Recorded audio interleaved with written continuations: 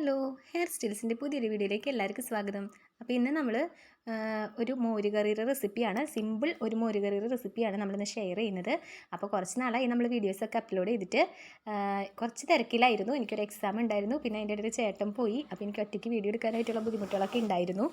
ഇപ്പോഴും ഞാൻ ഒറ്റയ്ക്ക് തന്നെയാണ് എടുത്തിട്ടുള്ളത്. അപ്പോൾ അതിൻ്റേതായ ഭാഗത്തുകൾ വീഡിയോയിലുണ്ട്. അപ്പോൾ എല്ലാവരും ക്ഷമിച്ച് തരാം, പതുക്കെ ശരിയായിക്കോളും.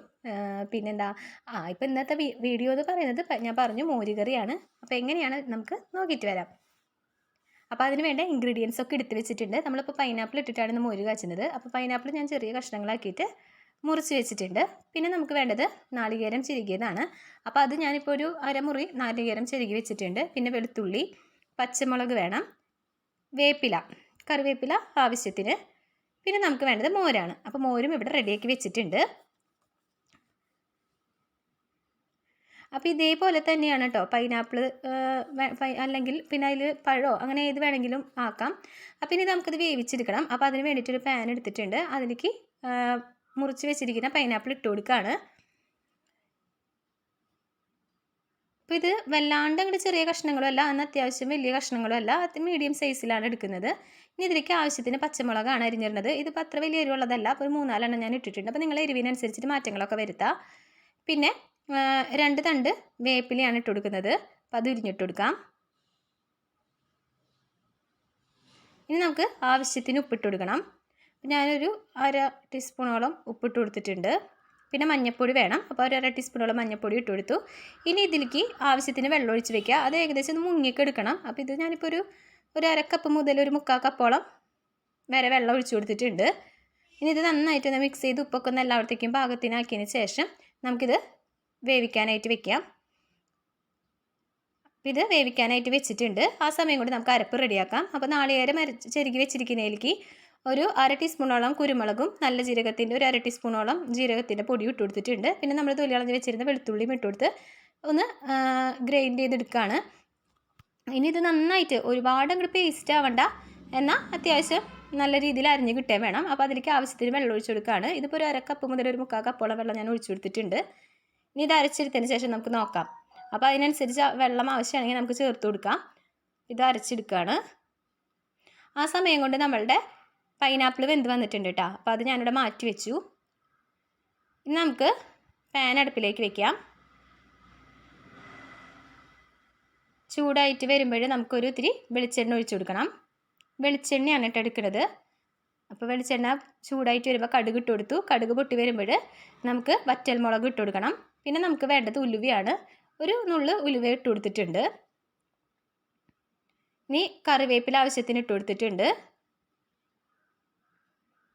ഇനി ഇതിലേക്ക് നമ്മൾ അരച്ച് വെച്ചിരിക്കുന്ന അരപ്പിട്ട് കൊടുക്കുകയാണ്. അപ്പോൾ കുറേശ്ശെയാണ് ഇട്ട് കൊടുക്കുന്നത്, പൊട്ടിത്തെറിക്കും. അപ്പോൾ കുറേശ്ശെ ഇട്ട് കൊടുക്കുക. ഇട്ട് കൊടുത്തിട്ടുണ്ട്, മുഴുവനായിട്ട് ഇട്ട് കൊടുത്തിട്ടുണ്ട്. ഇപ്പം ഇതിൽ ഇത്തിരി വെള്ളം മുൻപിൽ നിൽക്കുന്നുണ്ട്. അപ്പോൾ അത് കാരണം ഒന്ന് നന്നായിട്ടായ വെള്ളമൊക്കെ ഒന്ന് വറ്റിപ്പോണത് വരെ നമ്മളൊന്ന് മിക്സ് ചെയ്ത് കൊടുക്കുകയാണ്. അപ്പോൾ ഈ ഒരു പാകത്തിലാവുമ്പോഴാണ് കേട്ടോ, ഇതാണ് ഇതിൻ്റെ പാകം എന്ന് പറയുന്നത്. അപ്പോൾ ഈ പാകത്തിലാവണ വരെ നമ്മളൊന്ന് മിക്സ് ചെയ്ത് കൊടുത്ത് ആ വെള്ളമൊക്കെ ഒന്ന് ഇത്തിരി വറ്റിച്ച് കളഞ്ഞിട്ടുണ്ട്. ഇനി ഇതിലേക്ക് നമ്മൾ വേവിച്ച് വെച്ചിരിക്കുന്ന നമ്മളുടെ പൈനാപ്പിൾ ഇട്ട് കൊടുക്കുകയാണ്. എന്നിട്ട് നന്നായിട്ടൊന്ന് മിക്സ് ചെയ്യാം.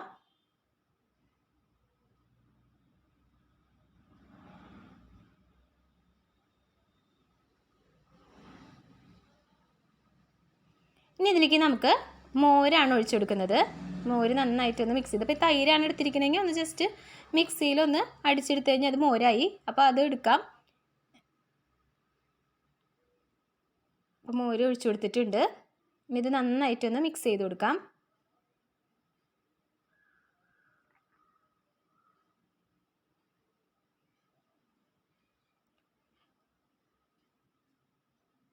അപ്പോൾ ഇതിലേക്ക് ഇനി ഞാൻ ഒരു ഇത്തിരി പഞ്ചസാര ഇട്ട് കൊടുക്കുന്നുണ്ട് കേട്ടോ.